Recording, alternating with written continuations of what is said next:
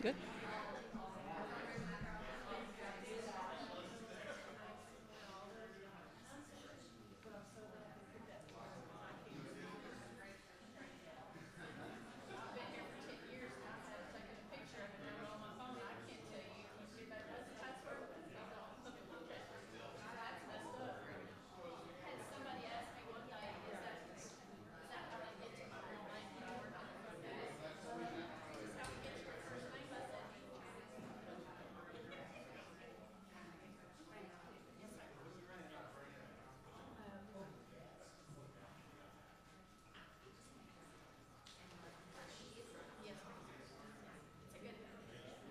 It's that third party authentication. Oh my goodness. Like Yes. every day I'm like, Regent, just let me in my computer. I'm like, no, it's messing with Regent, why do you keep making me restart? Just let me in. Oh, I get it. There's Stacy. Are y'all ready to start?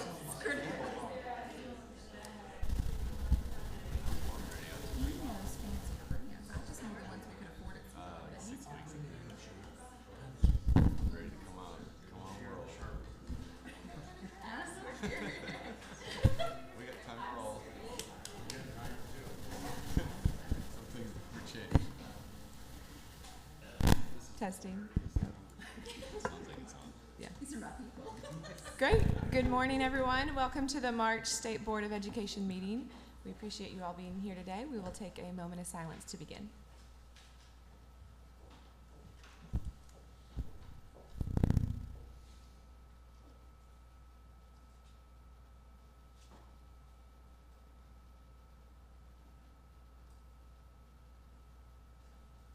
Thank you. We're going to start this morning. We have a student from Batesville High School, a senior, who had a really amazing moment this year. Kylie Montgomery, thank you so much for coming today. Thank you to her family and others from the Batesville School District to come here and share sort of about your sportsmanship and what you've done and how you've led this year. We appreciate you all being here. So I think what we're gonna do is ask Kaylee, and I don't know if the athletic director or someone's gonna come up and introduce the story and tell us a little bit about the celebration and why we want to recognize our young scholar athlete for showing some tremendous heroic effect. Come on up. I told the coach I was gonna put him on the spot, and I think he begged me not to, but now he's here. I didn't realize this was happening. No, Kaylee is a sweetheart, as you can tell. We are at the state cross country meet in Hot Springs. So this is the last meet that she'll ever run. Okay, and like I said, she's just a great kid, and she's not going to compete for winning the state meet, but she wants to get her personal record. That's what she always strives for, is getting her personal record, and she's in the last stretch, the last 100 yards or so, and she sees a girl drop, and I'll let her tell what was going through her mind, but she picks her up, and this girl is dead weight, and helps carry her across the line. And I'm watching this, and it was so crowded. I only see a little bit of the race, so I didn't see her actually pick her up. But I was like, Kaylee should be coming across now. She's on track. She's going to get her personal record. And then I see Kaylee carrying a girl or helping her up, and I was like, that's Kaylee. I mean, no, I'm not sitting there surprised at all that if somebody's going to pick her up, this girl would. And I'll let her tell her story, but real quickly, and I told one of the newspapers, Kaylee plays basketball for me too. Great kid, and we had our senior night the other night, and that gets a little emotional with girls, and I told them after the game that Kaylee makes me want to be a better Christian. That's the kind of character we're talking about when we talk about this little girl. So I'll give it to her. Hey, come on out.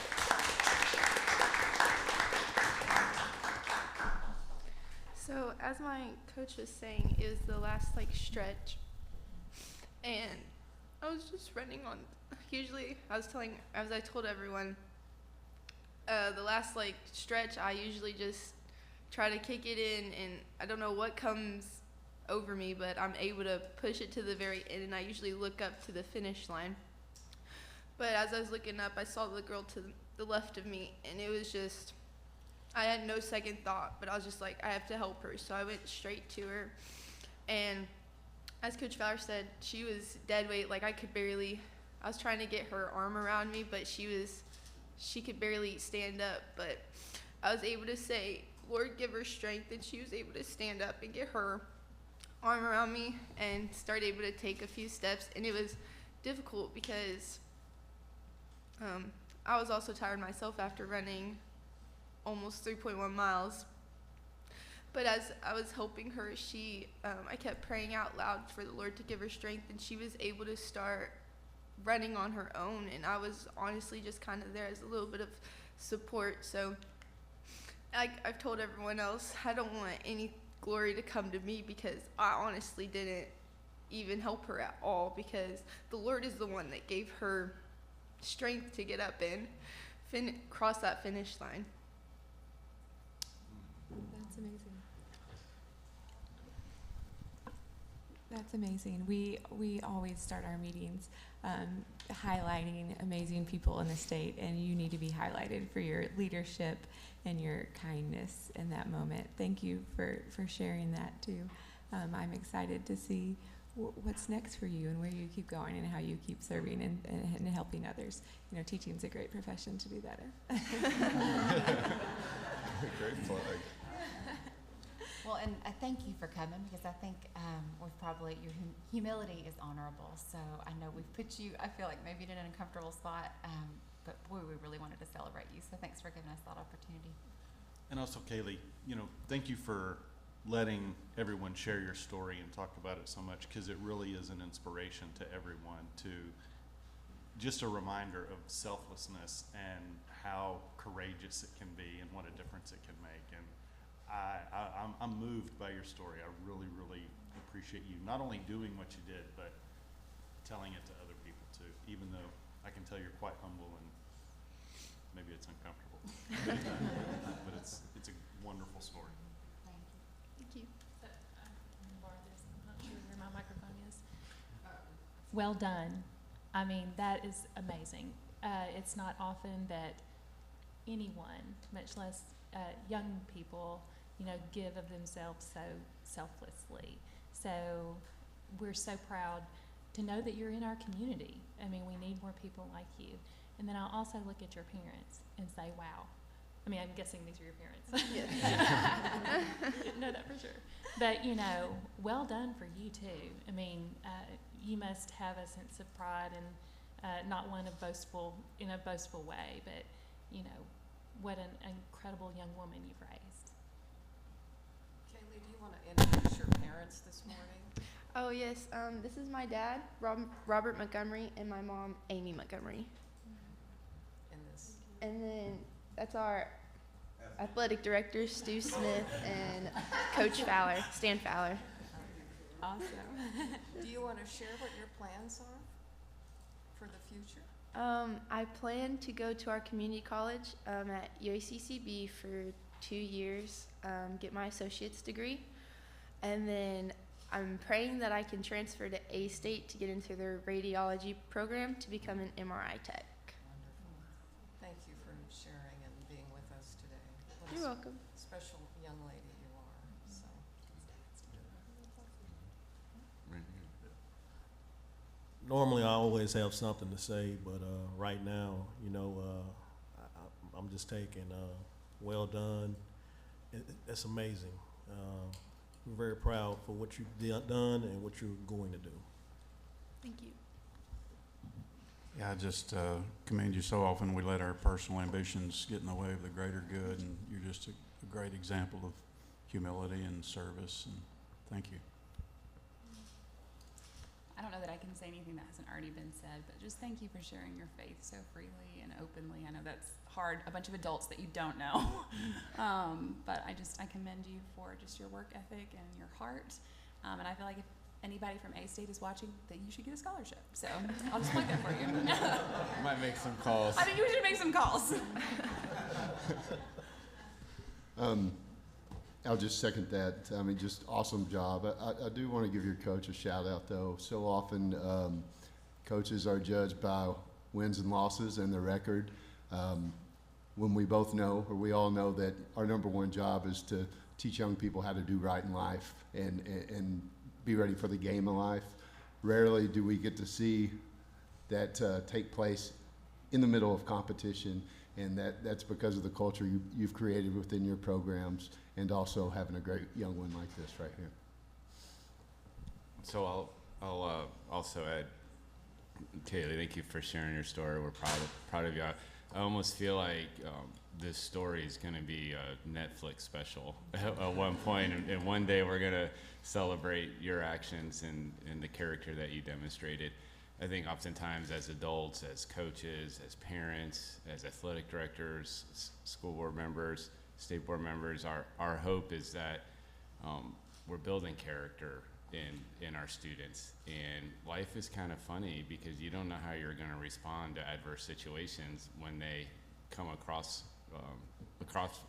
you right in front of you, whether it's in competition or whether it's walking down the street. And when you are faced with a moment, it's a true testament that your character showed that you are being taught the right values. And as Bo was saying, it's a testament to the coaches, the quality of programs at Batesville, because we always talk about student athletes, and I'm always super proud of our student athletes because they got to thrive in the classroom, and then above and beyond the work that they do in the classroom, they got to prepare themselves to be able to compete at a high level. So even making it to a state championship is something to be celebrated. While you may not have hit your personal record or went home with the first place trophy, I still think you're the champion in all of our books. So congratulations. We're really, really proud of you. Thank you. Absolutely. Thank you so much again for coming in today, and for all of you as well. It's great. Yeah, that'd be great if we could get a picture with you. Thank you. We'll come down to you. Oh,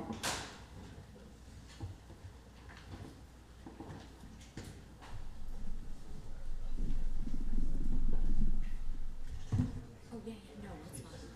Is it in the way? Do I need to move it? Okay, I can pull it up.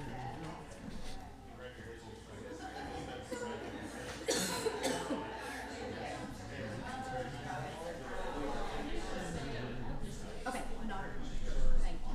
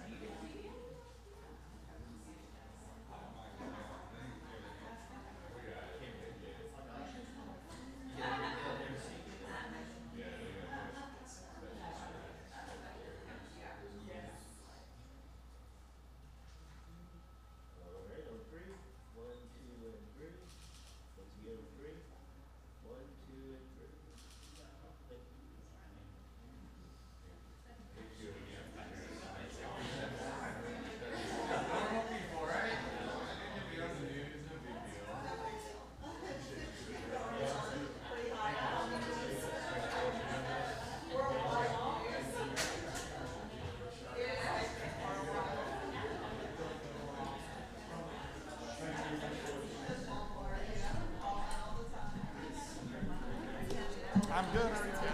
Good to see you. Happy New Year. It's been a while.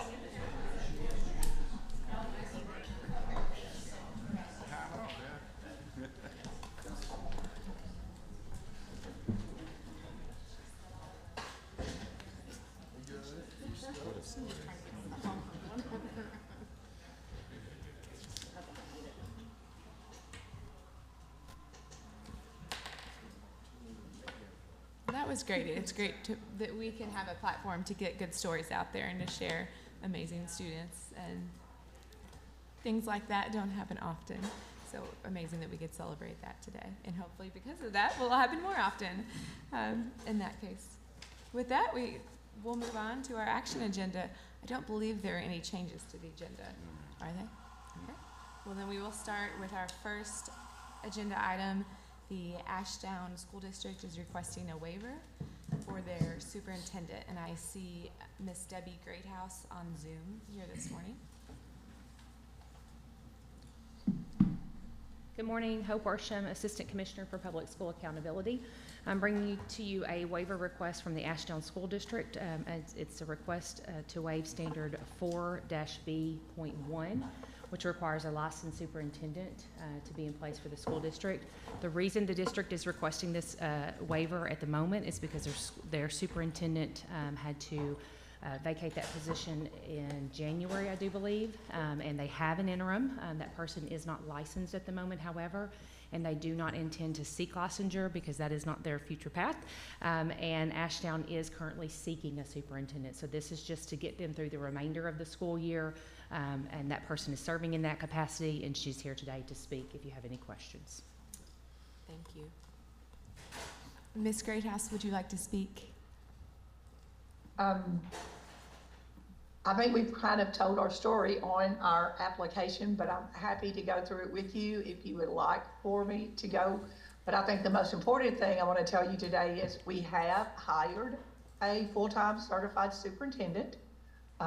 He will be coming on board on July 1. He's not going to leave his current school.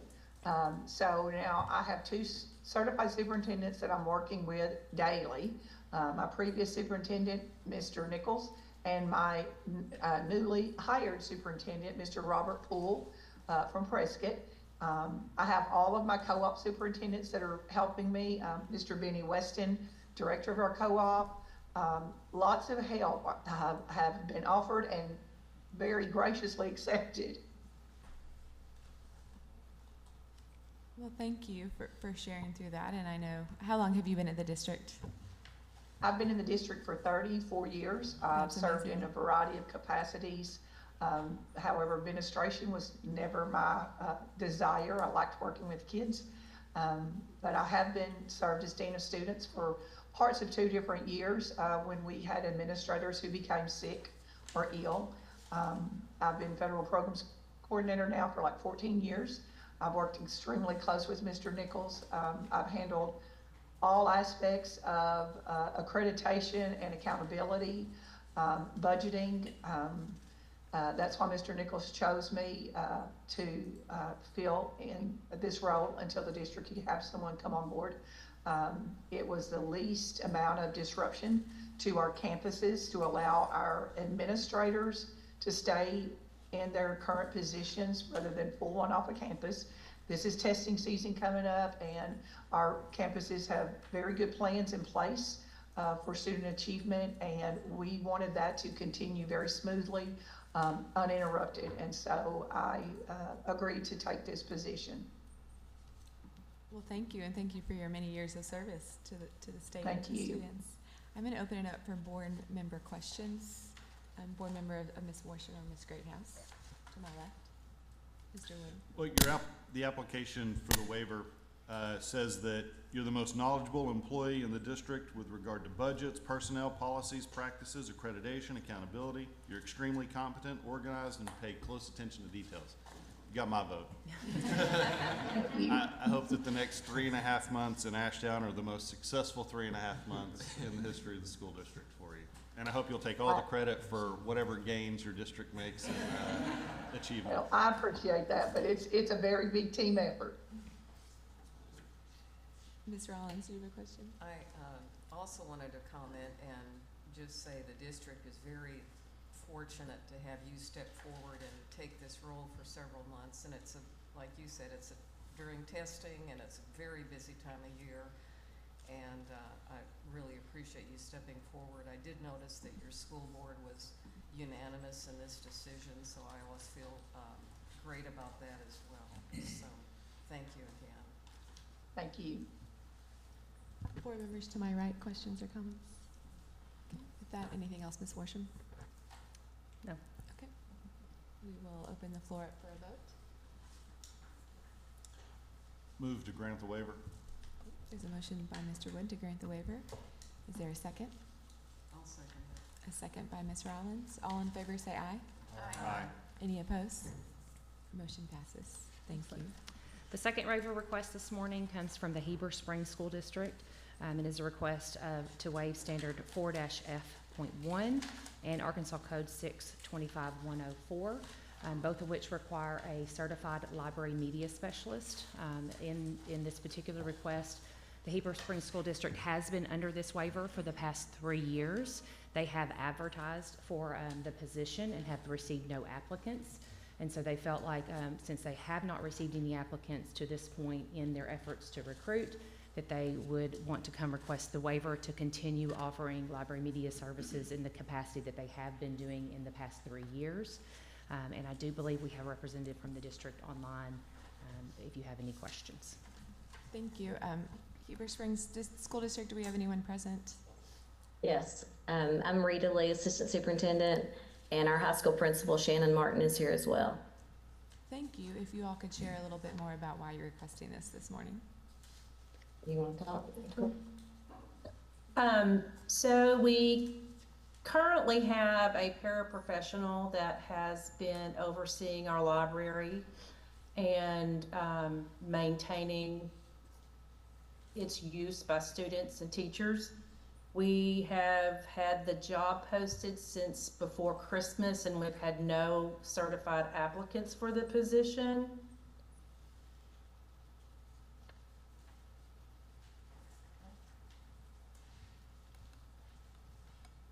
I think we've had some internal interest in it, but library media is kind of like GT. We also have an opening for that we had a hard time filling, but for library media, there's coursework and a praxis exam required, and all the people that internally were interested in it already had a master's, so getting the additional coursework wasn't going to move them up on the pay scale, and so they, opted out after that. We kind of have a hard time recruiting teachers around here. It's a beautiful place to live, and we have great students and a great school, but it's kind of an expensive area to live. The cost of housing is kind of high, and so we kind of run into that problem frequently here. We'll open the floor up for board member questions. To my left, questions. Dr. Arnold? Yes. Could you comment on the duration of the waiver request? Is 5 years too not optimistic enough for finding candidates? We certainly will keep it posted. My plan is just to keep that up, just in case we do have someone, the paraprofessional that we have in there right now, if we by chance got the waiver and then we had someone apply that was certified, we would move them into that position and just move the parapro into another place in the district. It doesn't have to be for 5 years. If we need to do 3 again, that's absolutely fine too. But I just put 5 as our other waivers were for 5 years, so I just did the same thing. But we could certainly go less if we need to, and we will continue to look. I tried to recruit our former librarian that retired several years ago, and she didn't want to come back to work full time. She would do part time, but she didn't want to do a full time job. Well, I certainly understand the precedent of the 5 years, so thank you for that. I just hope it doesn't reduce motivation. Ms. Keener? Yeah, so you said there was a paraprofessional in the role currently. Can you talk about her progress towards certification?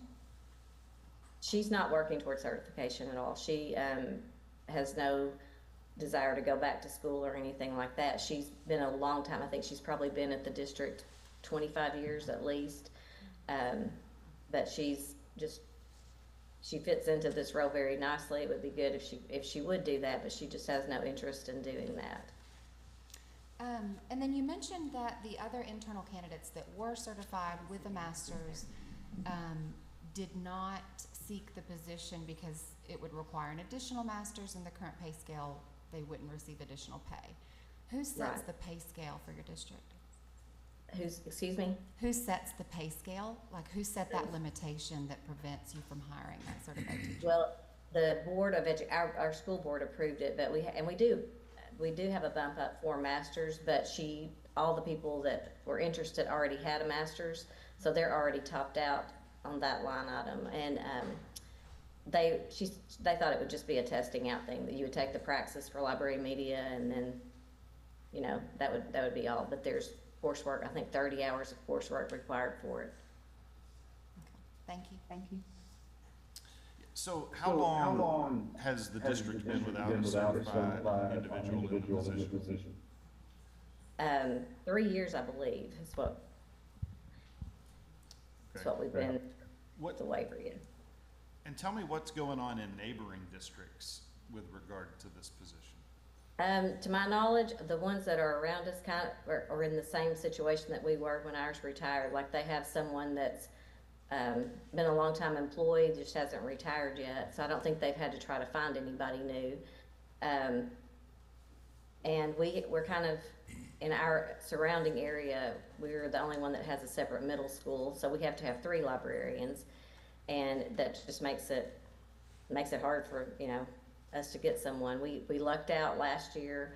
Middle school, our person retired, and we had an elementary teacher that did not have a master's already, and so she wanted to do an ALP, and that, you know, kind of killed 2 birds with 1 stone for her. It gave her master's pay, plus the bump to the library that she wanted. So well, I guess I'm concerned because I agree with you that Heber Springs is a wonderful place to, certainly to visit. I've never lived there, but to visit. I think it's beautiful, and I can't imagine that it's hard to attract people to want to live in that beautiful part of the state. My encouragement is to double your efforts on this and to talk to your board about increasing the pay for that position to make it more competitive and more attractive for candidates.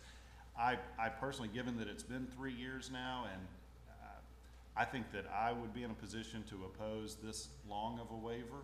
I think I would go to a 1 year at a time plan at this point, and hope that that would be an encouragement for the district to. I don't say this in a position that y'all haven't made effort. I don't know, but I just to do everything you can, because I really can't believe that there's an excuse for people to not want to go to Heber Springs. It's a wonderful town. So anyway, that'll be my position. I'll support a 1 year waiver. Ms. Hunter, and then we'll go back to Ms. King. Good morning. I'd like to go back to one of the opening comments. Did I hear correctly that this position has been posted since Christmas? Prior to. Prior to Christmas. So has it been posted for 3 years, or did it post just shortly before this application for waiver? We posted it before Christmas because we knew the waiver expired in June. And so I think it was around the 1st of November that we posted it for this time. But no, it has not been posted the whole time for 3 years. Yeah, so I'll just echo Mr. Wood's comments regarding the length of the waiver request, particularly in light of the fact that you've been on waiver for 3 years, and, you know, as that waiver was expiring, then you attempted to post, as opposed to actively working during the entire waiver period. But, so I would agree I think I would go along with a 1 year waiver over a 5 year waiver for sure. Okay. See, I understand what the paraprofessional would do as far as their routines, but what specifically would be shifted to the ELA teachers? What are those responsibilities? They are taking on the research piece of it that a traditional library media specialist would do. They are all handling that in their classroom. And honestly, when we had a librarian, they were still doing that because we were a one-to-one school with Chromebooks, so it was just easier for them to handle research in their classroom without going to the library, you know, back and forth to do that. So they're taking on that. She handles, the paraprofessional that we have in there now handles the technology checkout, or if she does all of our Chromebook maintenance and keeping up with that, tracking that with students. And she takes care of the library book, you know, check-in and Yes. check-out procedures. Okay, and they've been doing that now? Yes, Okay. yes, they've been doing that for a while. Board members, more questions? Ms. Keener? Yeah, I wanted to follow up on something. So I'm concerned about the paraprofessional. I feel like she's made a choice. If she's choosing not to pursue the additional certifications, she's essentially pulling herself out of the running by denying the opportunity to meet the legal requirements, regardless of their validity and how strict they are. She's choosing paraprofessional pay. So I'm concerned that we're continuing to put someone in that position that has such high requirements because of the importance of that position, and they're choosing not to have that growth mindset, and that we're putting additional burdens on, say, classroom teachers or ELA teachers when that is supposed to fall based on requirements and laws and that kind of stuff. So that is of concern to me. I just need to express that, and I'll turn it over. Yeah, Dr. Moore, I'd like to add to what I've said earlier. I used the motivation word, and I just wanted to comment that if I were the superintendent and received a 5-year waiver, filling that position would be the last thing on my mind. And so I would also reiterate the recommendation of no more than a year's waiver. I noticed on your application, I will say we have strongly suggested districts when they're coming for a waiver that they've already held to give us data as to the effectiveness of that waiver. I noticed that not only is there a lack of data or any detailed information, you also clicked on the box, the purpose of the waiver is to promote innovation. Is that true? And can you speak to why you have sort of no information as to the success of this position? I know, again, it's different than if we were asking for a math teacher or science teacher waiver, but this is a position where students in 9th through 12th grade, you know, deserve the opportunity to go to the library and to get those skills. I think as far as data, I really don't know what kind of data we could provide other than our ELA, you know, scores have been good, and our kids are we're meeting all the standards. We're still teaching all the standards, covering all the research piece. And the library, you know, of course, is still open and available for checkout or study time or anything else like it always was. I think we have seen such a decline over the last several years in students wanting to go get a physical book in their hand. You know, if they consider it reading. I'm still old school. I like to have a real book, but the majority of our kids that read for enjoyment or outside of the classroom, they do it on their phone, or they have, you know, an audio book that they listen to at night on their computer or something. And so we're not seeing the volume of kids. We still have that in elementary. That's still going strong, and middle school is better. But in high school, we just don't have the volume of kids that we used to have coming in and out, checking out the books. But, you know, we still are handling all the standards and covering all those, just like we did before when we had a librarian. I appreciate that, but I also hear even more so the need for innovation, and that we need to be doing bigger and better things to get students in libraries in front of books and doing that. And so, you know, we take each case in consideration individually, but we also have to think about what if we had 260 districts come to us and say we don't think the high school librarian position is necessary anymore. Then that's a different case. And I'm not hearing you say it's not necessary, but I'm hearing you say that it's minimalized because your classroom teachers can do it. And that's a greater conversation. I'll stop there. Board members, other questions or comments? Actually, I do have a question of Ms. Worsham, and this might be premature, but I know there is legislation proposed around licensure, but this is not a licensure waiver, correct? This is This is requesting to not employ a position that is required, that is requires a certified staff member, yes. So it's not. Do we have any other waivers like this for some other positions?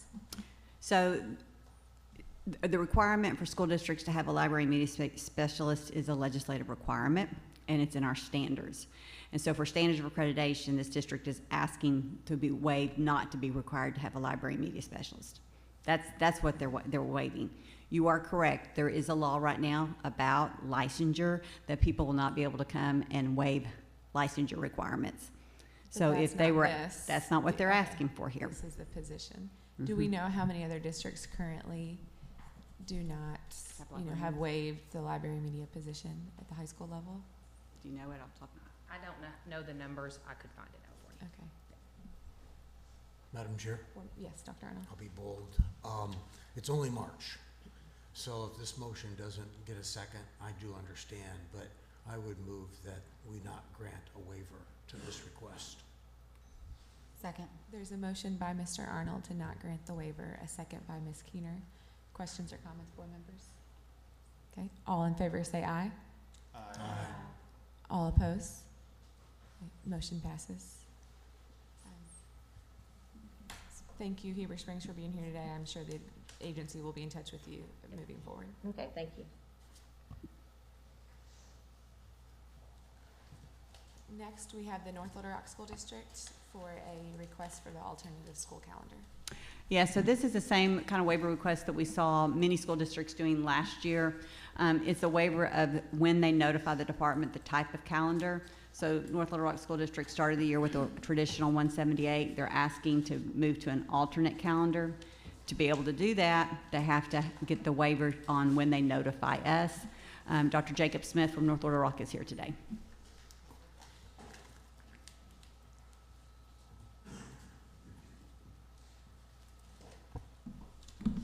Thank you, Dr. Smith, for coming. If you'd like to give some remarks on your request. Absolutely.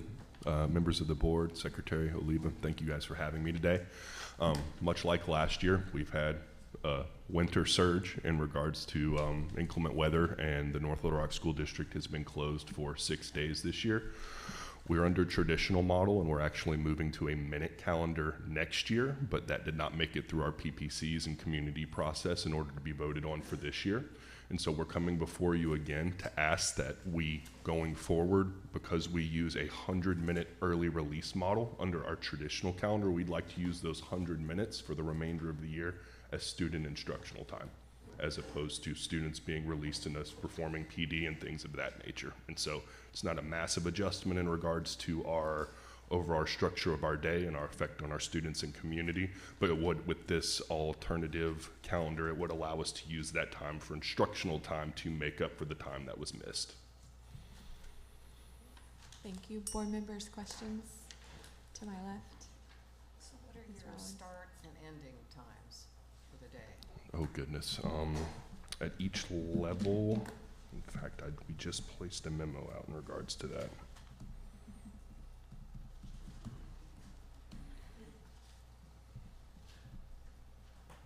Bear with me, I apologize.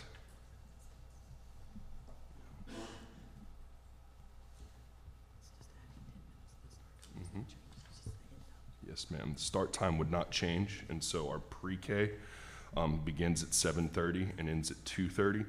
Elementary school would be 7:40 to 2:55. Middle school would be 8:15 to 3:35, and high school would be 8:40 to 4:10.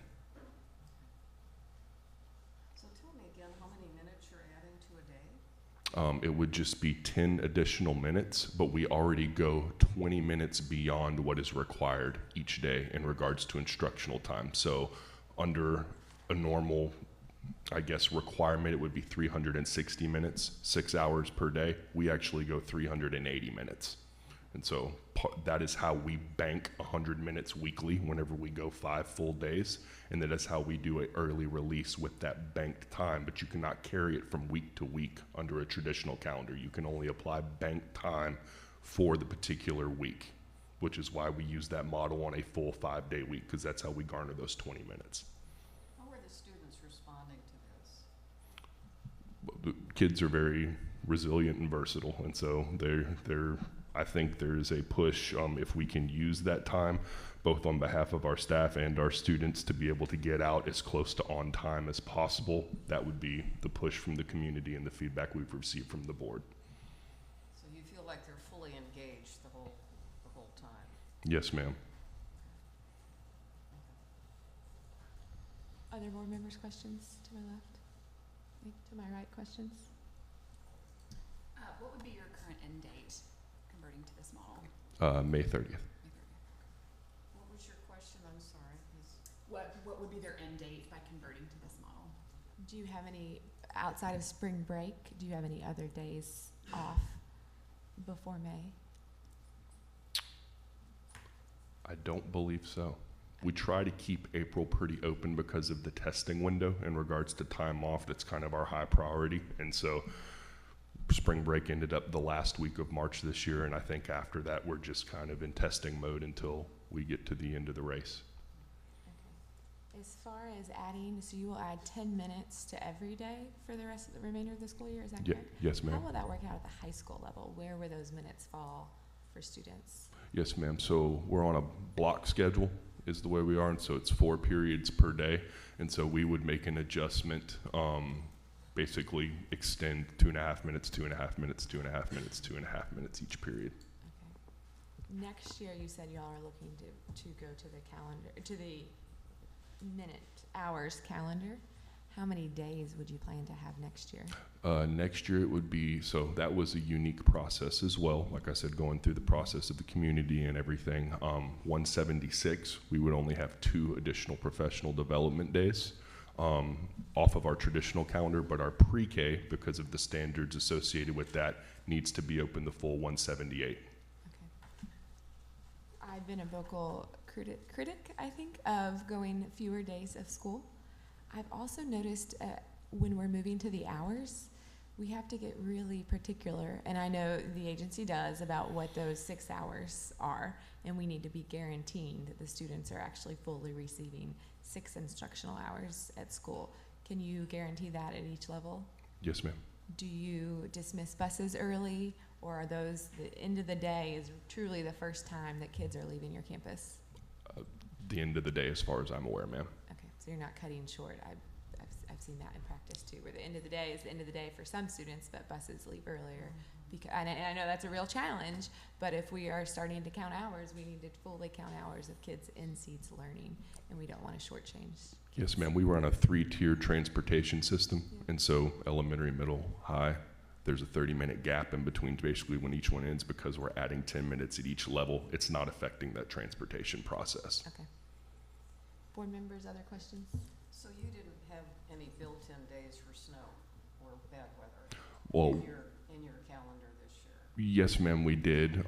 At the end, as required by law, you're required to build in 5 inclement weather days, and so we do have that built in. But the ask is just to be able to use the time we already have applicable, so we don't have to extend the year. And when was your end date? I'm sorry. May 30th. When were your days? When were your built-in days? It's the last 5 days, so May 30th, I believe, is on a Friday, so it would be June 1st, 2nd, 3rd, 4th, 5th, 6th, 7th. And it would, to meet this 178 days, it'd be 2 additional days? Is that what you, how many additional days would you need, I suppose? So if we are allowed, granted the waiver, and we use the early release time as instructional time, that would make up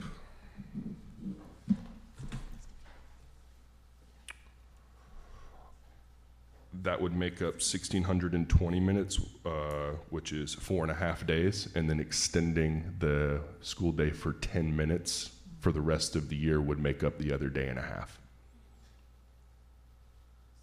So the majority of the time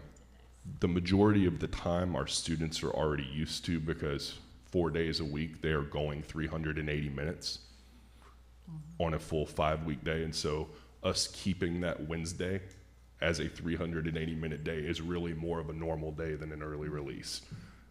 The real difference would be that extra 10 minutes. confused. So what happens Yeah. on Wednesdays? There is a little bit early release? Yes, ma'am. So we, under our traditional calendar, so because we go 380 instructional minutes, we bank 20 minutes a day beyond what is required by law, the 366 hours. And so every Wednesday we go a full week.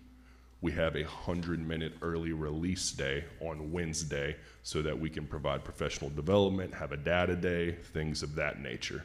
And so that is how our calendar is built right now under the traditional model. So every Wednesday your kids are getting out an hour and 40 minutes early? If it's a full 5-day week, yes, ma'am. Okay. And you have no interest in filling it, like not adding 10 minutes to each day, but filling out that Wednesday? Yes, ma'am. The ask would be is that under the alternative calendar, the board and the PPCs have already approved to use that 100 minutes as instructional Okay, so time. you will go full day on Wednesday Yes, now ma'am. for the rest of the school year? Yes, ma'am. Okay. Did you get a lot of pushback? Was this the first year to do that early release Wednesdays? No, ma'am. I believe this is our second or third year, and the board and state board was gracious enough last year for us to do this with what happened with inclement weather, and it was actually very positive feedback in regards to the staff. But you don't get negative feedback from parents around having to, find childcare every Wednesday earlier? No, ma'am. In fact, we get more negative comments from our community students and staff as well in regards to having to extend the year, vacations, trips, things of that nature, summer ball. I mean, however you want to define it, there's lots of things that happen come June. I understand that, but also want to maximize our students' learning time. And I understand that staff development is important, but it's also hard to swallow losing, doing schedules like that as a parent. I appreciate what you're saying, but one thing we have to also remember is one thing that does not occur in June is learning. 100%. It just doesn't matter. You can have the that's right. You can have the schools open. Nothing happens. They're cleaning classrooms and taking down bulletin boards. You can say that in Arkansas, but if you go to the Northeast, they're in school through the end of June. So we need to change that mindset. Well, no, they have a different culture. We have a lot of schools going but to that's because full school calendars. is another month. Not when you're talking No, about the last. I agree with you, but I think that's been our ethos in the South for so long. That if we have districts going to different calendars, we got to start changing that and pushing on districts to change that. I would bet anything that the last 3 days in New York are as productive as the last 3 days in Arkansas. Absolutely, it's just a calendar thing. It just doesn't matter when it is. Yeah, I think what does matter is the assessment window, and our assessment window doesn't change for snow days. I've been pounding the desk ever since I've been up here that we should start earlier in August and end school earlier because I don't even think learning occurs in May. But that's neither here nor there. We are starting earlier next year under the alternative calendar. Use our microphone. Yeah, I do have a question. Yes, ma'am. So I understand your current, and this is really just, if I'm supposed to know this, I apologize. But in your earlier comments, you said that you're banking those extra minutes on those longer days, but that they can't carry from week to week. So how then do you early release on Wednesday? Yes, ma'am. So under a traditional calendar, you can bank time within the given week and apply it to that given week. But you can't, so I can't take 100 minutes and apply it to the next week and add it to the 100 minutes of that week and do a 200-minute early release or like a half day. Whatever the rules of the game are in regards to a traditional calendar and the way that law has been passed, you are not allowed to carry them beyond the week you are talking about. So, just for my own, so it's not that you have to have actually done the extra minutes. It's just that you have to plan. Because I think about you've early released on Wednesday. Now it's something happens on Thursday, Friday. So you really haven't banked all those hours, so to speak. Like to me, banking is like a pre-thing rather than a planned thing. Anyway, thank you. I understand what you're saying, but I don't really know that I agree with it. But to your point though, but then those would fall under the snow day, inclement weather days. I I understand exactly where you're coming from. I don't know if it's the inclement. My weather. position is we're squabbling over like 3 days at Agreed. this point, and he's the one in the district running it, so I will defer to what you think is best. Is my I think I use. I think we're getting really, really specific. We are. I think I use my platform that we want to continue to send the strong message that learning matters and seat time matters for students in classes learning. And I know that's going to be a conversation up at the Capitol at some point, or should be. And so that is my personal. I used my position in this time to do that. Because I completely agree that adding 2.5 minutes to a high school class is practically worthless. I don't believe in that. But I also don't believe that making them go in June is of any value. Families don't want to. Our culture is that we want to move on to our summer break at Memorial Day. And I support that. As a parent, as a former local school board member, I'm a strong advocate for that. But the problem is that the people on the Hill up there apparently don't agree with that idea, or the Parks and Tourism lobby is simply too strong and they get in the way of starting school earlier every year. But I don't understand that, because if you transition vacation time to May and not early August, May is when people want to be outside and doing things. August is not. But and Memorial Day is the 26th this year. So I know a lot of districts are getting out before then. So y'all are going farther than. So then I incorrectly spoke then. If that is the case, then we would be out for that day. And so there is one additional day. Yep. I will motion to grant a waiver and give you the 168. You can put that down. There is a motion by Ms. Wood, a second. Any questions or comments? Okay. All in favor say aye. Aye. Any opposed? Motion passes. Thank you all. Yes, Secretary. If it's okay, I think I'm going to make a comment about calendars, if I may. We have lost our way in this state by thinking that going to school is not important. And even though we're dealing with some nuances with inclement weather, and I'm very empathetic to that, having 178 days of school is our minimum, not the maximum. It's a minimum expectation. And every year, we have districts chipping away at that minimum by banking minutes. And I get, Mr. Woods, what you're saying is adding a week for inclement weather. Then why are we adopting a calendar that says if we have inclement weather, we're going to extend the school year? It should be built into your school year calendar. Because we have professional days, we have teacher work days, we may have to surrender some of those days. Do we need a fall break and a spring break? Do we need Thanksgiving off? Do we need all these days? 178 day of in-person instruction is not a ridiculous requirement. And our legislature graciously funds 178 days of in-person instruction. So we have all these schools that are saying we're going to meet that 1,068-hour requirement, but we're only going to build a calendar of 175 days. Or 170, I think we just heard 176-day calendar next year. And then we have some that are going 170. We have schools in this state that have in-person instruction 143 days. How is this allowed?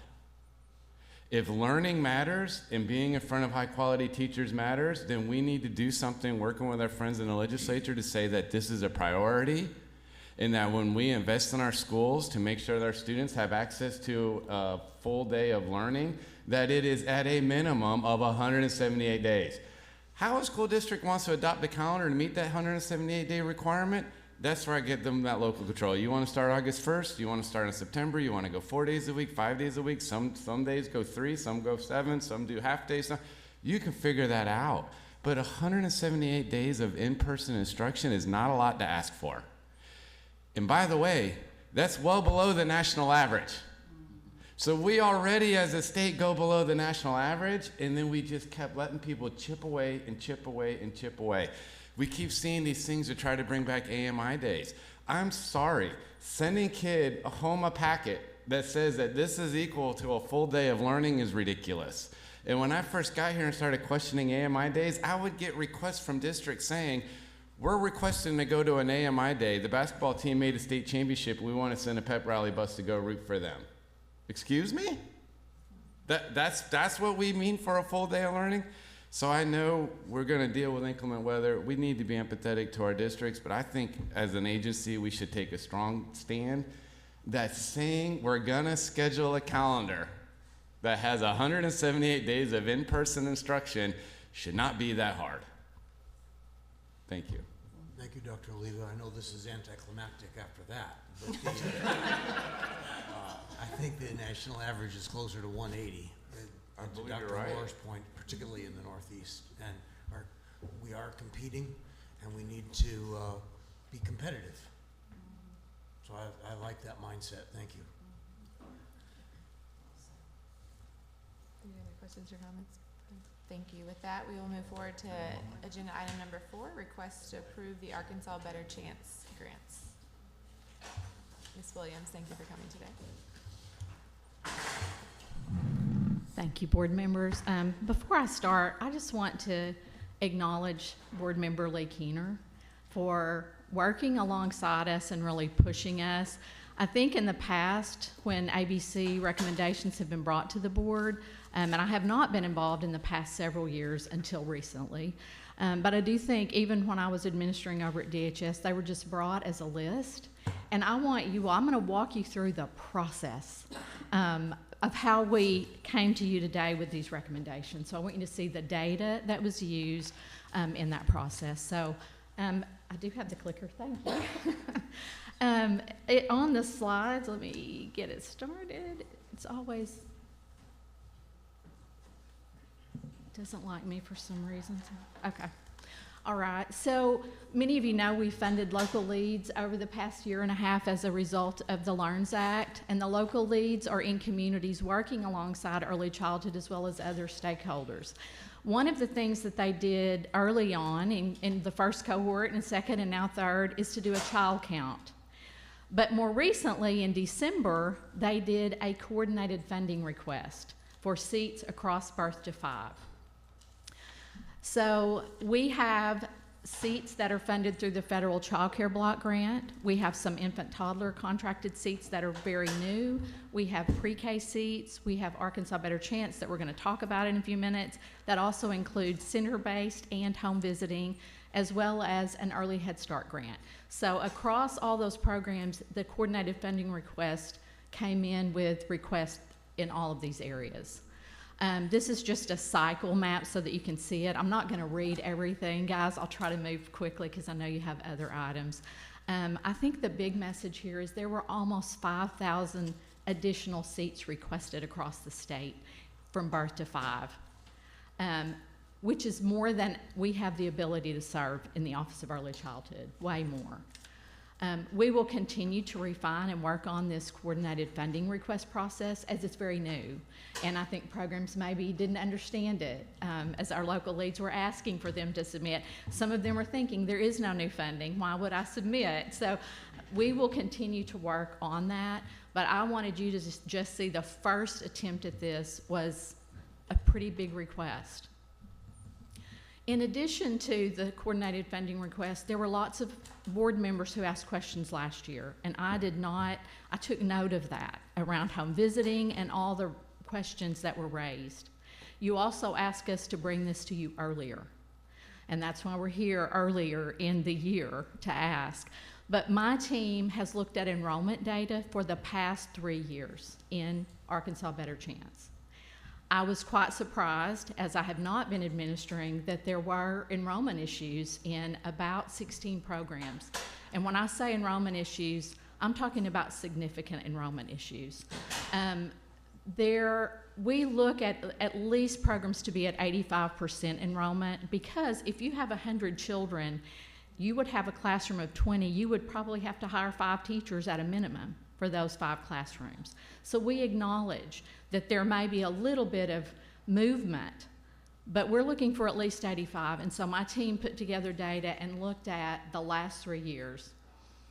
We, as a result of that data and the coordinated funding request, we are recommending shifts in 277 slots. We are taking them from 16 agencies that had 3 years worth, not just 1 year in the 3, but 3 years worth of under enrollment in ABC, because it is not fair to children sitting out there who need to be served to have to wait. We are also proposing that those be reallocated to 14 existing agencies who did have good enrollment or who have made a suggested change, and then 3 brand new agencies. So I'm going to show you slides about the specifics. I wanted you to see the request across the programs. So those 5,000 seats, about 1,200 of them were for ABC seats in classrooms, and about 66 were for home visiting. There were infant toddler seats, so there are people asking to serve younger children, as well as early Head Start and our CCDF program. And you can kind of see the breakdown of agencies requested. Probably up until about a month ago, I think I told Secretary Oliva and Stacy last year that if there were seats that were turned in, if you will, or relinquished to us, that I would probably come to the board and suggest that we put that back into the budget, because there's been no increase in ABC. However, the data here is so compelling. These programs know the reimbursement for these programs, and they're still asking for over 1,200 seats. And we have a wait list in our Child Care Federal Block Grant that we put into place in February. So we are at the top. We're serving all the families that we can. And so as I go through these slides and show you across these areas, and this is just a breakdown by providers and the seats and the totals for each of those program areas, and then just a breakdown by county. We looked at counties that are serving less than 40% of the children to make these recommendations to you. So we did 0 to 40%, we did 41 to 50, 51 to 70, and 71 to 100. There are 2 counties in the state that are at 71 to 100, which is real exciting, but there are only 2. There are a lot of counties, 26, that fell below the 40%. So we looked across these requests to make these recommendations all across the state in those 26 counties. This is the seat request, and the colors represent the local lead cohorts. So cohort 1 is that first local lead cohort, and then red is the second one, and then 3 is the blue. So that's the cohort 3 is the newest local lead group. We also, as you're looking at this data, later, if you look at the county level data, there are programs like, a co-op that may be housed in one county. If they have several hundred home visiting slots, those are in that county. So you'll see sometimes the request might be lower or higher than what's recommended. Just know that it's probably a result, and we put a little note there so that you can see it, a result of that home visiting going into one area, not spread across the multiple counties that it serves. But this is in your packet, and you guys can look at that at your leisure, and if you have questions, I'd be happy to try to answer questions about that. There were 16 agencies, as I mentioned, that we reduced due to low enrollment. Now, we notified these programs back in the fall, November, December. They received a letter from our staff, and we made that funding adjustment to them then. If they served some additional children, we allowed them to do that, but we wanted them to know that we are looking closely at this and that our rules allow us to do that. I'm not sure what the practice has been in the last few years since I haven't been administering, but when I was administering, this is sort of the practice that we did. We were moving those slots. And so we let them know, so I want you to know they've been notified. There's one agency that relinquished. It's a school district that's serving paying children too, and they're combining, which is wonderful. They're doing a blended program with 10 ABC slots and 10 paying slots. Maybe for their staff, I didn't get the details, but they relinquished those voluntarily. And then one agency requested to move their slots or to allow the co-op to administer those slots. So I just want you to be aware those were a part of this. And so this is where we are requesting the reallocation. And then in your packet, you have the full sheet. All of the programs that were at full enrollment, we're requesting those slots to go back to those programs. This is just for those 277 that we pulled back in or that were relinquished and where we're making those recommendations. All of these are in counties that are 0 to 40% served. They're the lowest tier of where children are being served across the state. I can tell you they represent across the state. There are 5 community-based providers including 2 brand-new family child care homes. And the homes we've already looked at their backgrounds, they have degrees, which is really exciting, but they're only asking for like 2 children or 3 children, which means they're blending funding. They're going to be serving paying children and maybe some through our CCDF federal child care, which is really probably a better model in terms of funding in early childhood right now. So that is the list. I'm happy to take any questions, and again, just really want to thank Lee for all her really support and just push to make us do better, be better, and to really dig into this data. And I know she may have comments about some of the work. These are the 3 new programs that are not existing. Alma Primary, the superintendent there has been a long pre-K supporter and has already started a pre-K on other funding, but they asked for slots and they're in the 40% and below. Bright Beginnings is one of the family child care homes. I believe that one's in Carroll County. And then Little Donna's Family Home it's on there, Howard County. So we're really excited about these 3 new entities, especially these community-based providers. So this is just a breakdown with the funding allocation and the numbers of home visiting. And so, Dr. Moore, I just want you to know that while it's not my goal to eliminate home visiting, we have reduced home visiting, in fact, because many of those slots that were not being filled were in home visiting. So that concludes my comments, so I'm happy to take any questions from the board. Thank you. Board members, questions to my right? Mr. Brown? What's the source of, are there multiple sources of funding? That's a great question. So there's 114 million, Mr. Bragg, and 7.5 is a TANF transfer to the agency, but the rest of that is state general revenue.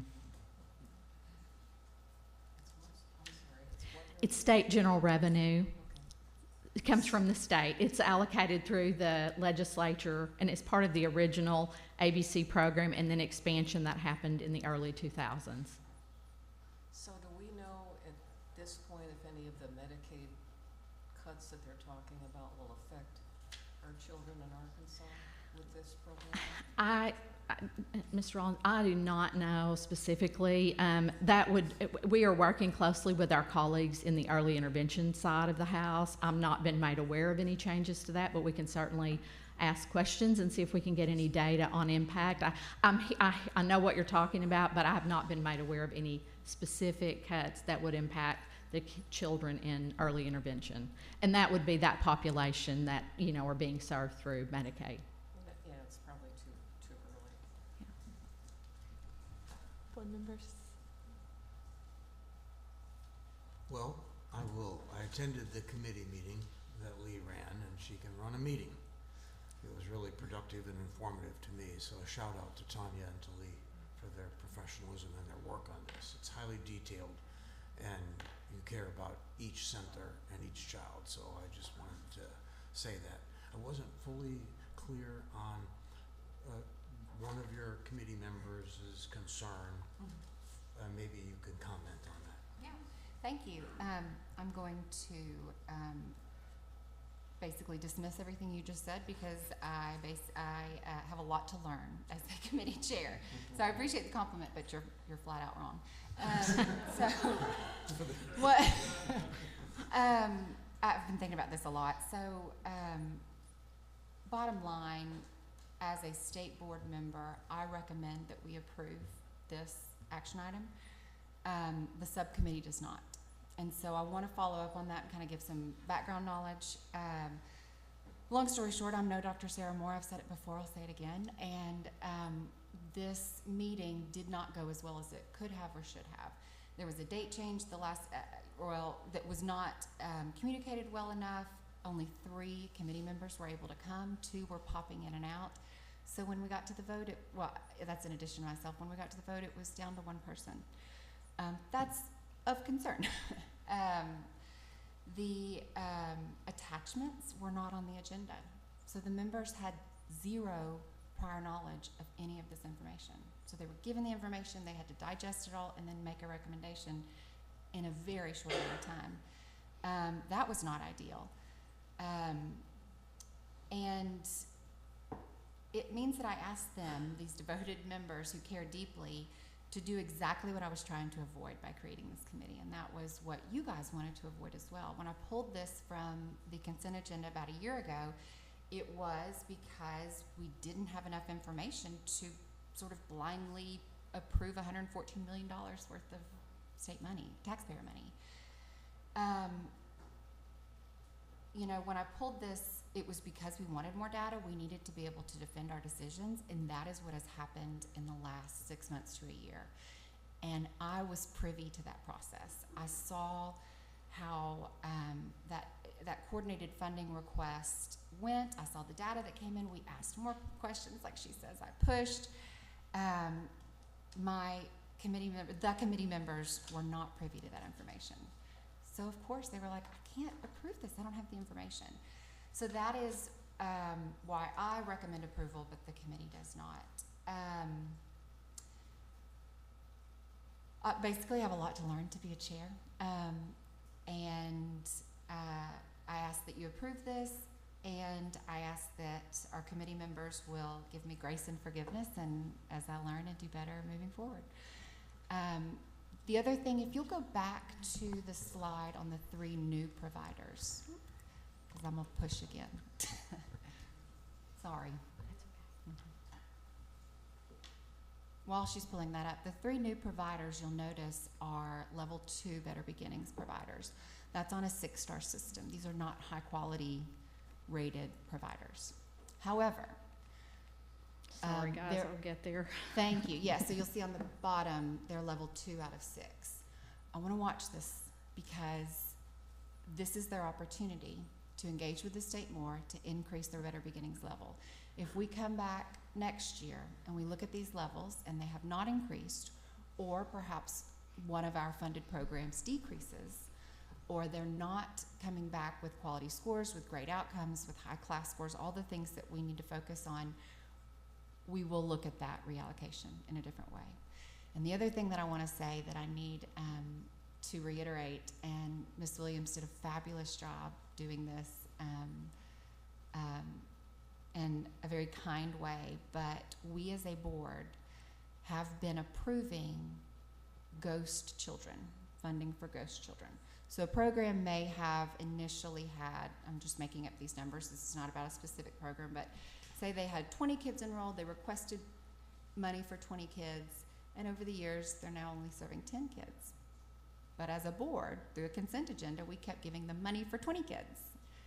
That's not gonna happen anymore. That's why we wanted to pull it last year, because we couldn't look at this and say we're doing right by taxpayers, we're doing right by our kids. We are moving in that direction. So, thank you. Well, I recognize this is not a fawn fest, but Ms. Keener is too self-effacing. You know, I witnessed the meeting, and the attendance wasn't her fault, and the people that spoke up wanted it both ways. Explicitly, they would say, we want our cake and we want to eat it too. In that, we don't want agencies to lose seats, and we don't want waiting lists, and we would like more money. So what's a chair to do with that? So I think she resolved it with such a positive spirit, and respecting those voices, while at the same time anyone that would hear the transcript would have rolled their eyes. Thank you. I'm glad you're able to be there, Dr. Arnold, and thank you, Lee, for your work, and Ms. Williams. I know there's been a lot of changes in the past 2 years, and it's exciting to see this progress as you all have more information and are better able to serve. I have a few questions. Yeah, you can go first.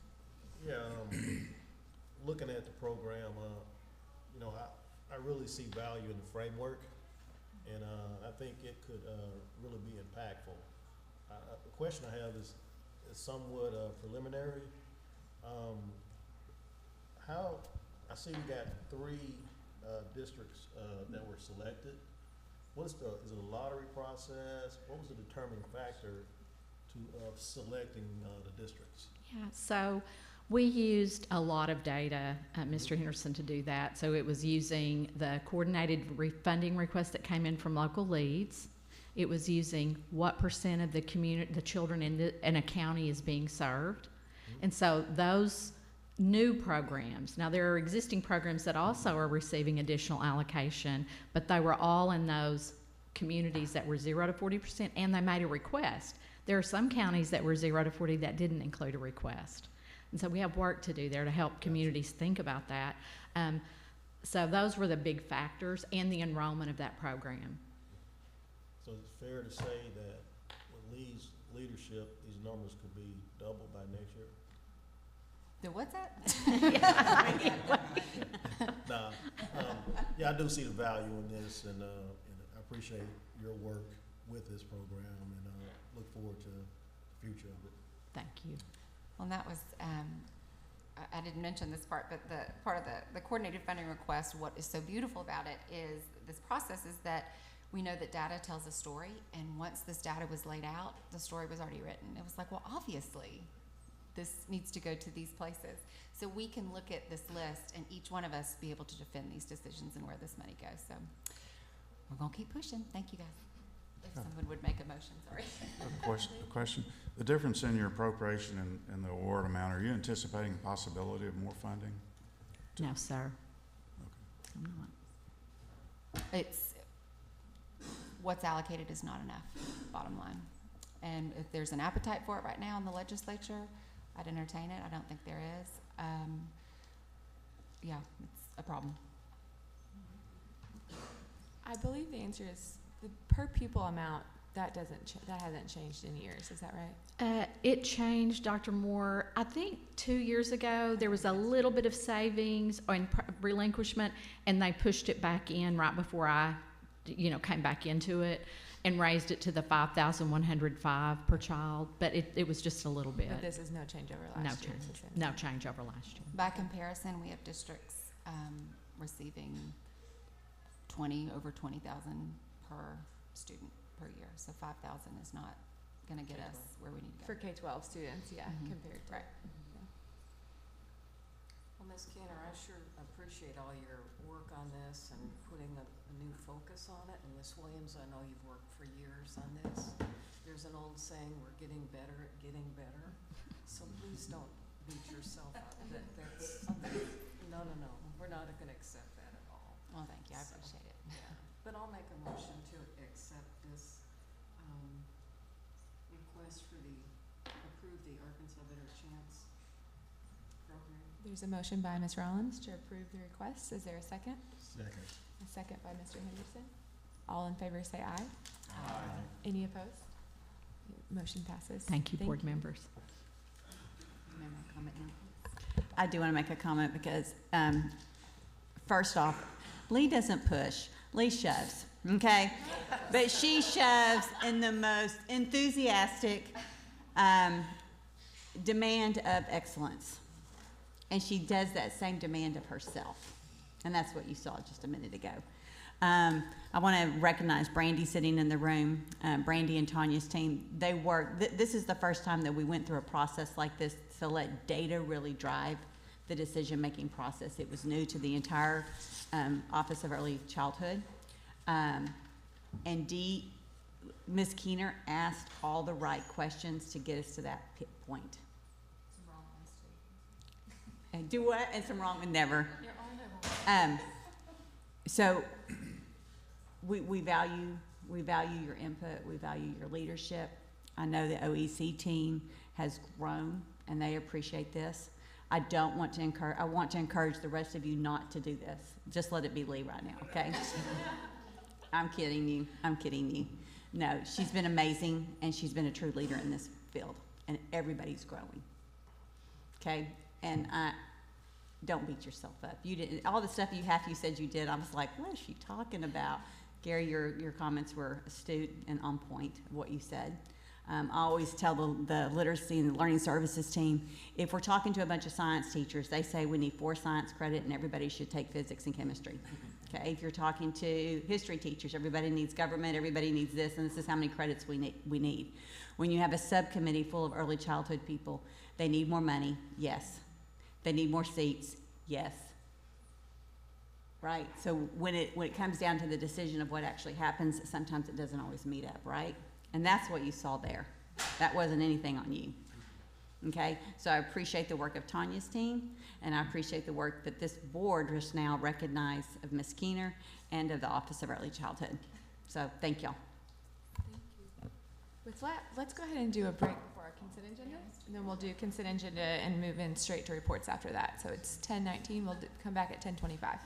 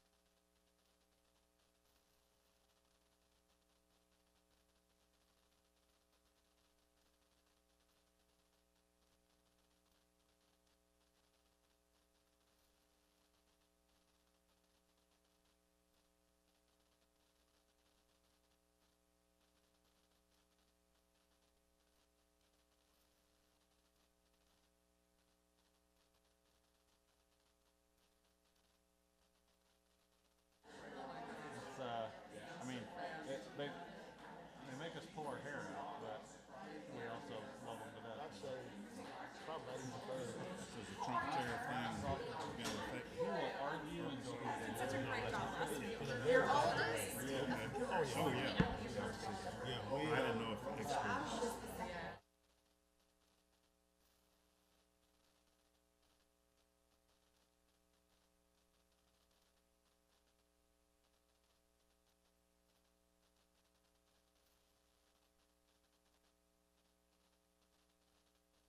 Find out to still make some change. Oh, yeah.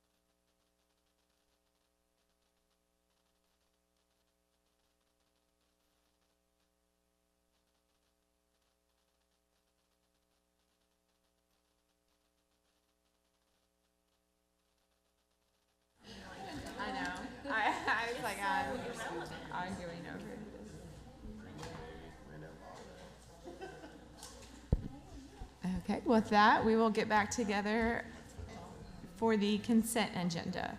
Board members, are there any items you'd like to discuss today or pull for a later date from the consent agenda? I didn't hear what you just said, Dr. Moore. You're good. We're on the consent agenda. If there are any items that you would like to ask questions of today or pull for a later date. And while I give you time, I do have questions on report number 2. Ms. Saraceni, I'm sorry, I meant to give you a warning, and I did not. If you don't mind.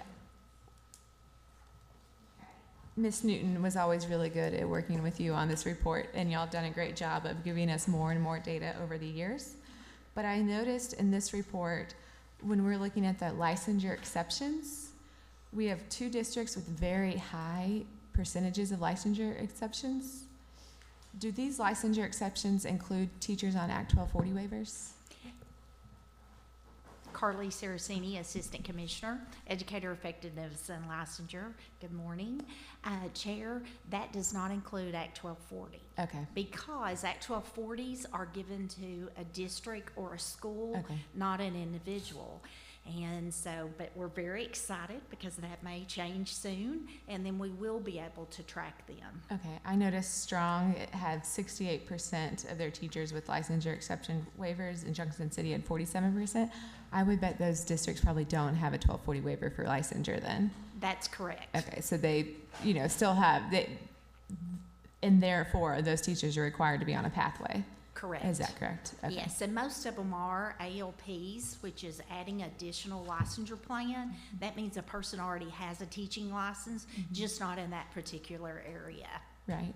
Okay, thank you. Sorry to call you up No, cold, thanks. but I do appreciate how y'all have given us such better data over the years to get a better picture of what's going on. And I think it'd be also a good time to mention, we talked a little bit about our workshop yesterday about the progress we're following, tracking some bills, but there's some proposed legislation that I believe already made it through House Education Committee and Senate Education yesterday that's going to really look at teacher licensures and it would actually flip the narrative where we're getting away from waiving licensures as a blanket school or a blanket district and put every teacher on their own professional path. So the goal is we want everybody to have a standard license. I think we all stand united and would be hard pressed to argue that license doesn't matter. It matters. The research is very clear.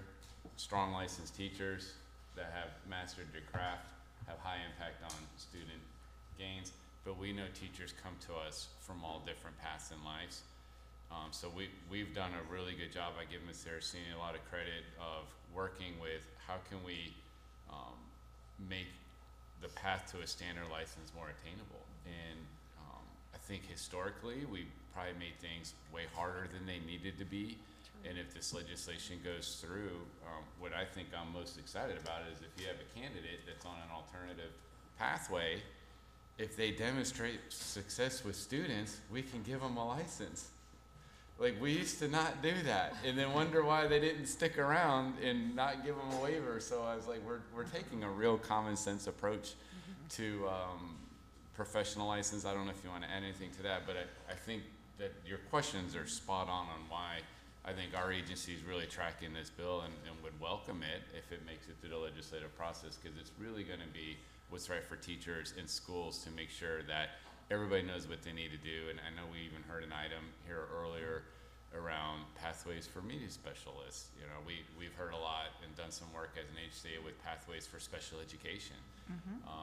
There's things that we can do within our purview to make sure that if somebody, and I'll use an example, we have people that have a master's degree in history and they want to teach history and their kids are all passing AP history, but because we didn't make them jump through a bunch of hoops, we're not going to say you're good enough. That needs to go away, and we're going to make sure we fix that. The flexibility is going to be wonderful, and the options are there. It's just also communicating it out, and also with the Teacher Academy Scholarship, that barrier's gone of cost.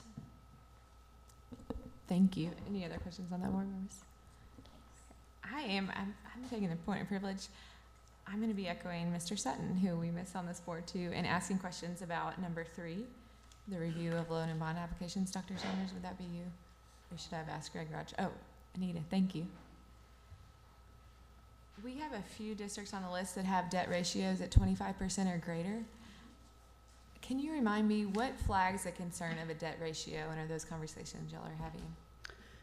Well, so there used to be a limit in statute of 27%, Okay.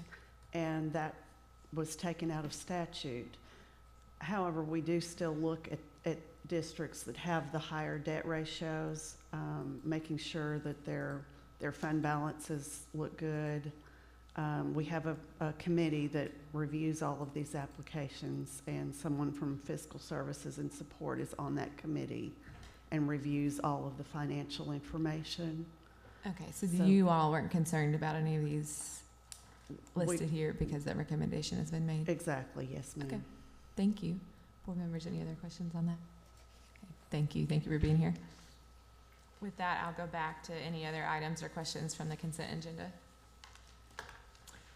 I have concerns about item number 11, that I've addressed just on a minor level with the department, but I would like the opportunity to kind of review the facts of this a little more thoroughly.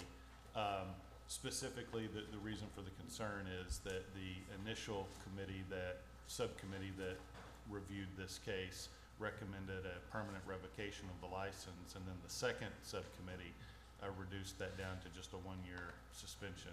And probation, I'm sorry, you're right. And I would like to review that if. Okay, so that, you said item number 11? Item number 11, Okay. Regarding Nancy Anderson. Board members, any other items you want to be pulled? Do you have any questions today, or we will then, if it's pulled, we then have a hearing? Yeah. Okay. With that, the floor will be open for a motion on the consent agenda. I'll move to approve the consent agenda with the exception of item 11 and move, is it a separate motion to pull that or just? I think your motion. No, your motion covers it. Yeah, So you move do. to approve the consent agenda with the exception of item 11. Okay, there's a motion by Mr. Wood. Is there a second? Second. A second by Ms. Keener. All in favor say aye. Aye. Any opposed? Motion passes. Thank you. With that, we will move on to our report section.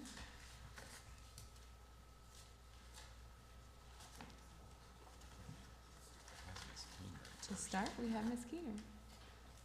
Are you ready, or do we I think wanna I'm go ahead? reported. Consider me reported. Well, thank you again for your leadership and your work in that area. And I know there's still a lot more work to be done, so thank you for your continued work. Nominating committee, it is that time of year. Kathy and I just have a few months left.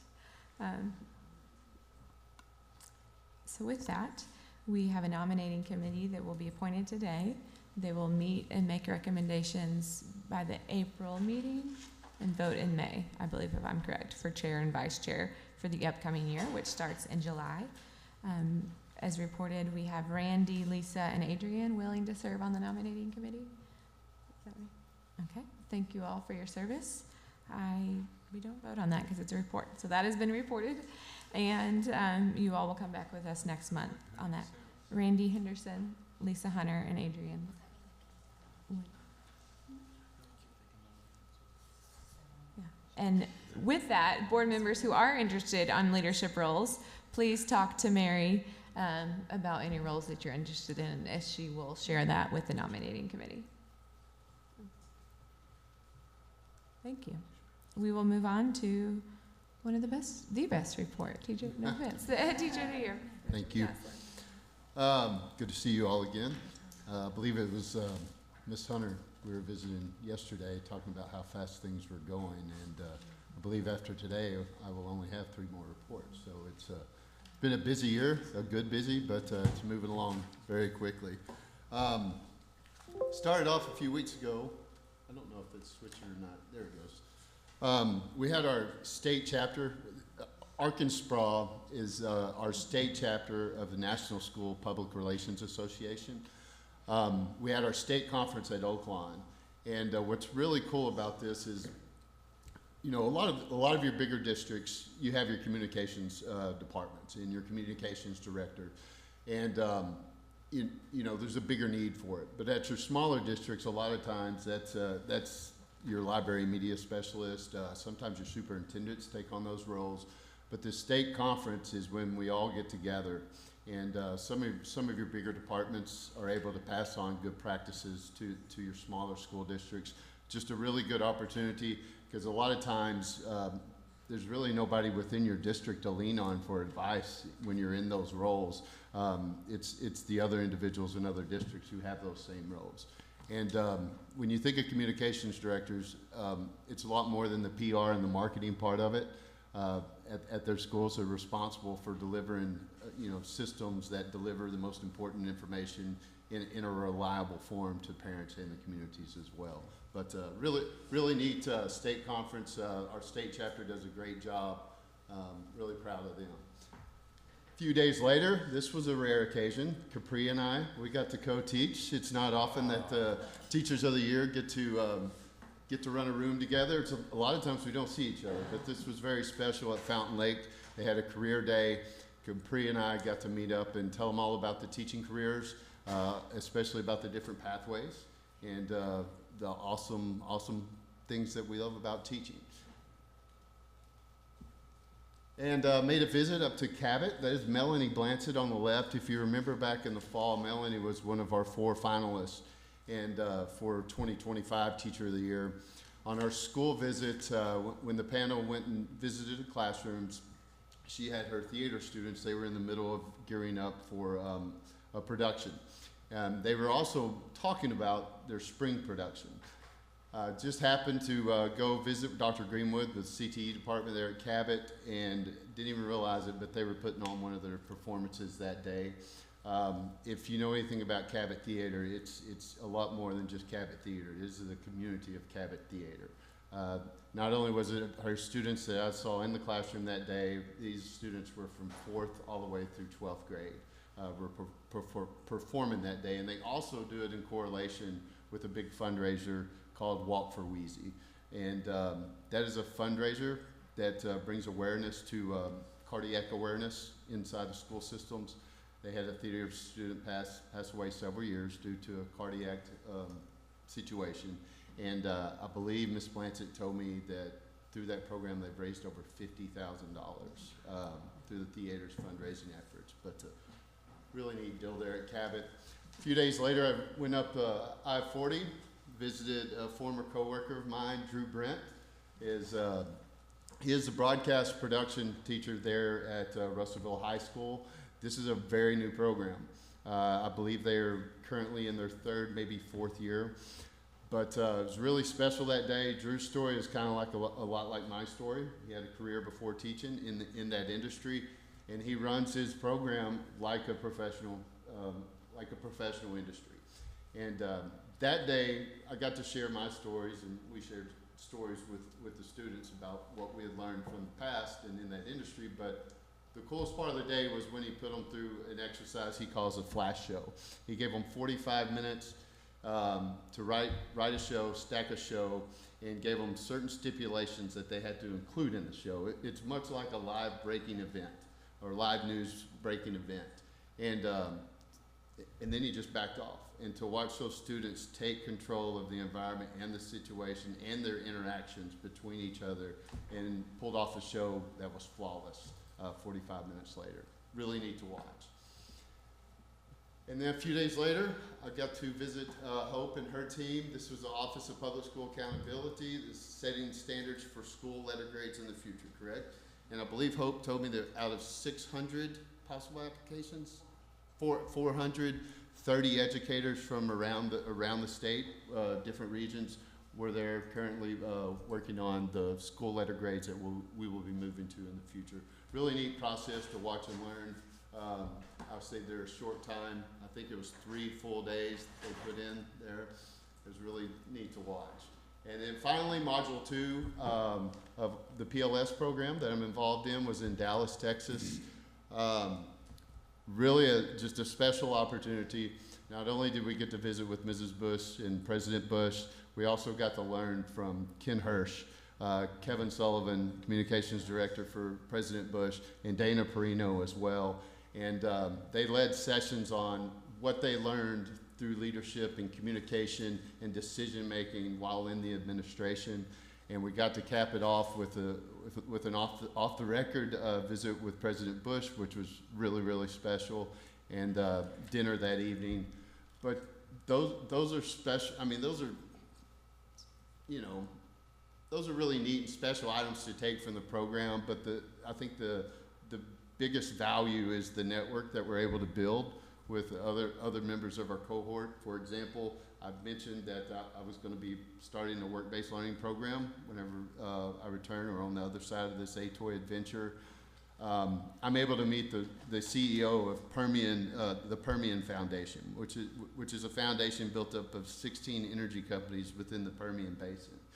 She's the CEO of that, and that foundation has created strategic plans not only to address education in the rural Permian Basin, but also community plans. And part of that was the fact that they've already created an internship program, much like we're wanting to do in Sevier County. So being able to, you know, make those connections, build that network, and it's a network that I'm able to lean in on in the future, is what's really special. And Module 3 is coming up here in a few weeks. So it'll be right here in Little Rock. President Clinton and I believe Secretary Clinton and members of their administration will be there too to put it on. Really, really a neat opportunity. That's amazing, and amazing that you have a seat at the table to shape what they're doing as well. And that's it. Board members, any questions, concerns? And I should have opened up the floor during board reports if any board member had an update they wanted to share as well. Mr. Henderson. I do have one. Last week, had the opportunity to attend a Northeast Arkansas CTE showcase at Rivercrest.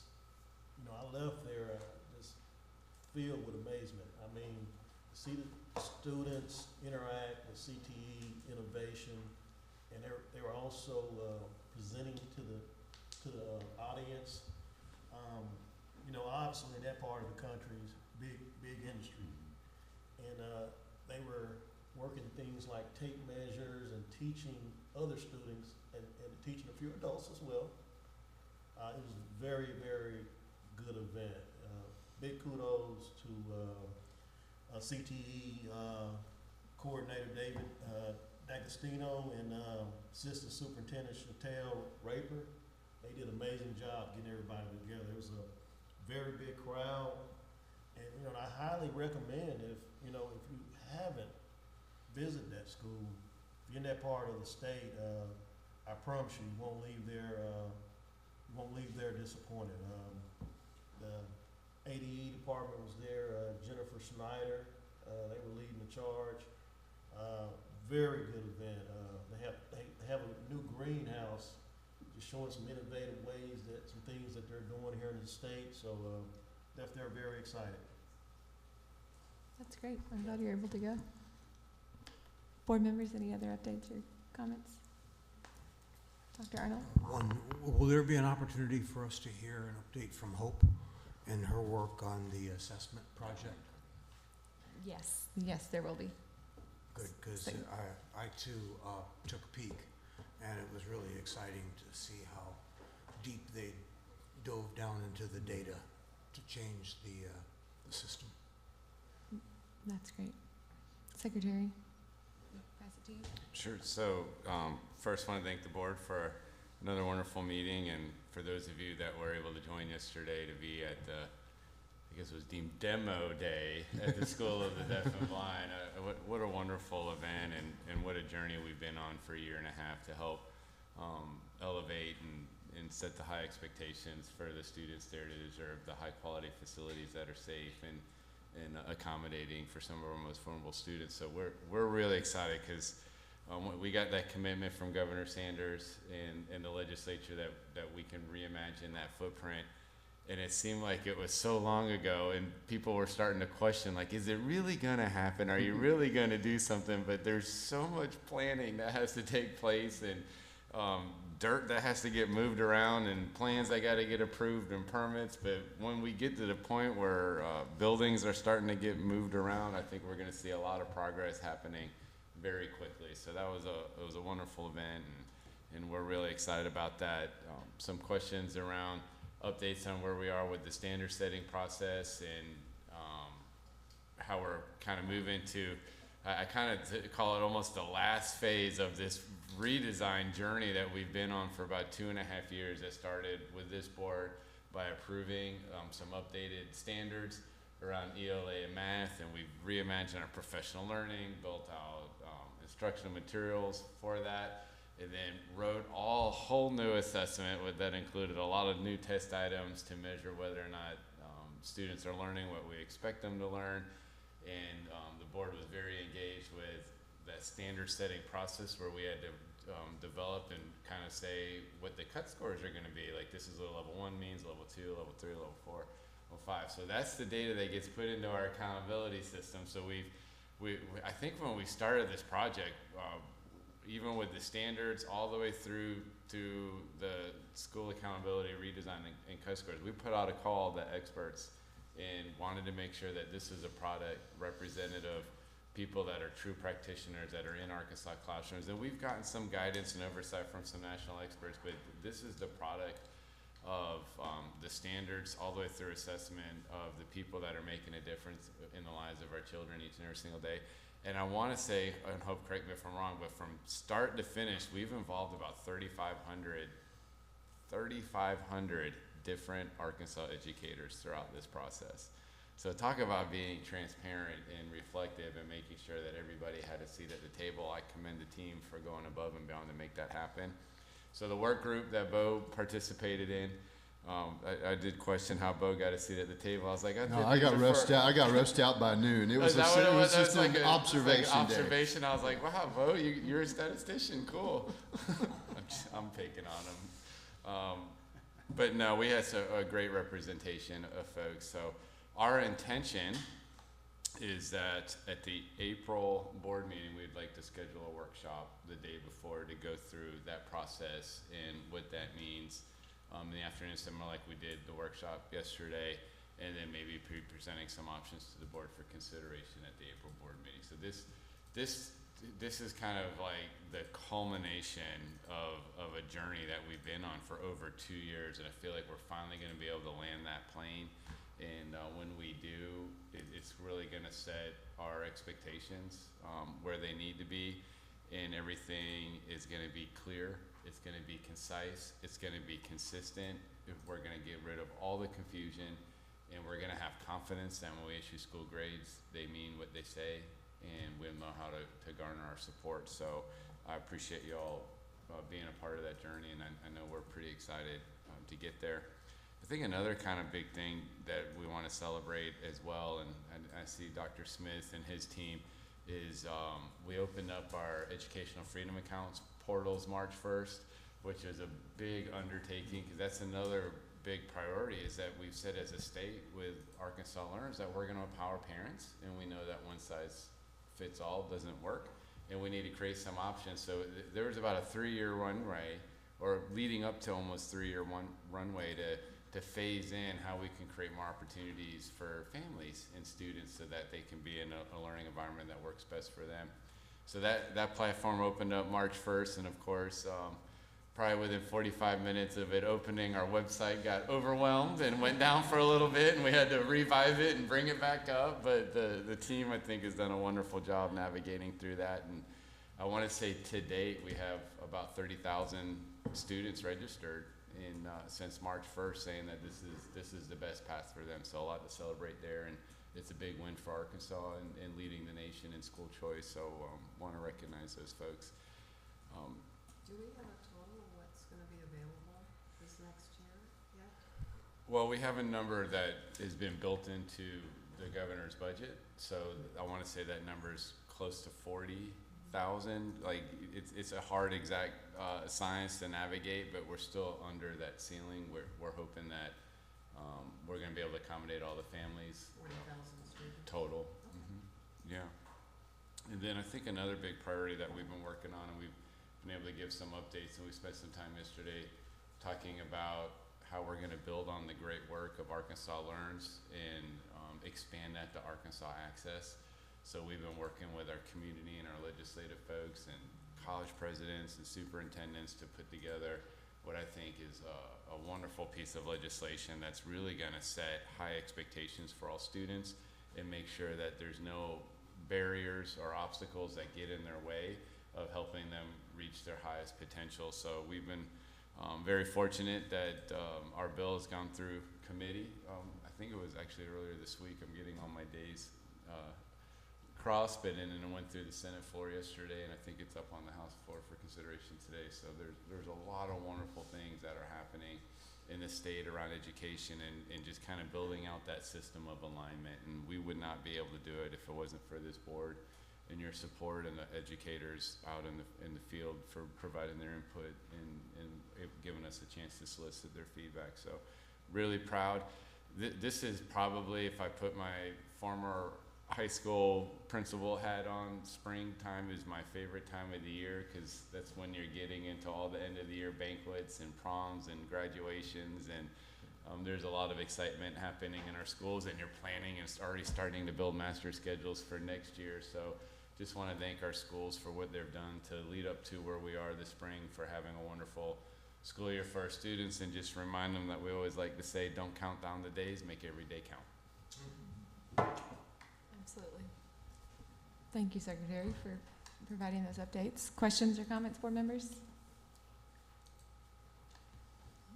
With that, do we have anyone here for public comment?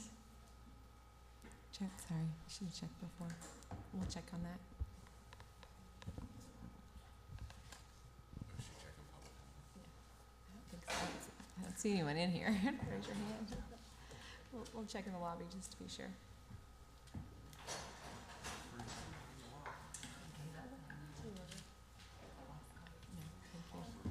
Yeah, I want to echo, it was exciting to be at the Blind and Deaf School yesterday and appreciate the leadership there and the leadership from the department and their support. With that, I believe, well, let's double check real quick. That'll be the end of our meeting. But we'll check. And it sounds like we all need to save next Wednesday around our board meeting for a work session. We'll be in touch. Okay, are we good? It's the 9th. We're good. Yeah, April 9th. Is the work session. Yeah, April 9th. Okay. Thank you all.